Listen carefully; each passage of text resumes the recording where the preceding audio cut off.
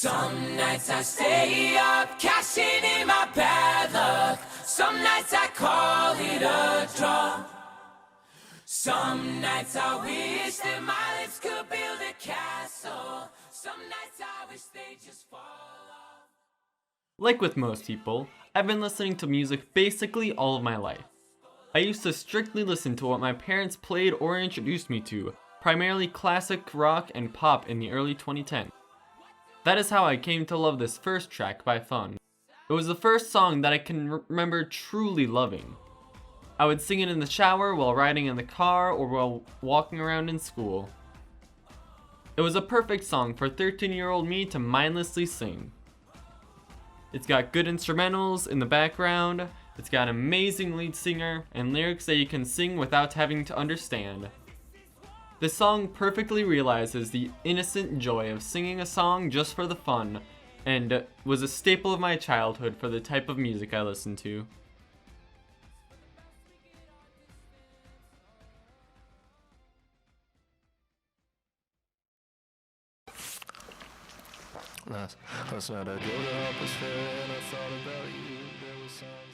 In mid-2020, I decided to listen to an album that would change the way I looked at music forever. That album was Twin Fantasy by Headrest. Up until that point in my life, almost all of the albums I listened to were structured in more or less the same way. They were 40 to 50 minutes long, and very rarely did a song go over 6 minutes. Throughout 2020, I explored more and more music thanks to the music club that my friends and I created. After seeing Twin Fantasy around social media occasionally, I decided to give it a listen.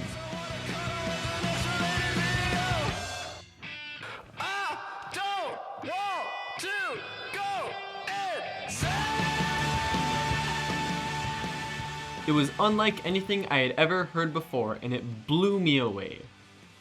Where most songs would use the same structure and lyrics that felt like they were just there to sound good, Twin Fantasy had a different structure for each song and had lyrics with meanings that would take hours to explain in depth.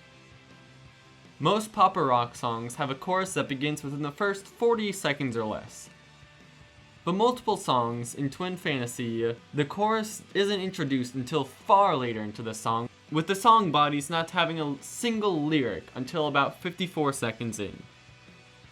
Along with that, 2 of the songs are well over 10 minutes long, such as the one playing right now, Beach Life and Death, which is over 13 minutes long, and it has 3 distinct movements inside of the one song. Listening to this album not only introduced me to a new style of music, but also a new way of looking at creativity. Rather than looking at creativity as something with a set out form that you need to follow, I realized you can do whatever you want with it, and if it's good enough, you will find an audience that supports you eventually, even if it takes more effort and more time.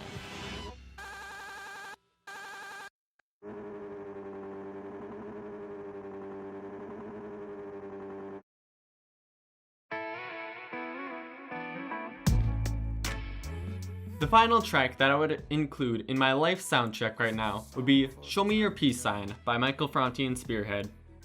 As the title alludes to, it's a song about peace and supporting others. Throughout the last few years, and especially in 2020, I realized how much better life can be if you support others rather than pulling them down. This song is sort of a way to represent that mentality in a song.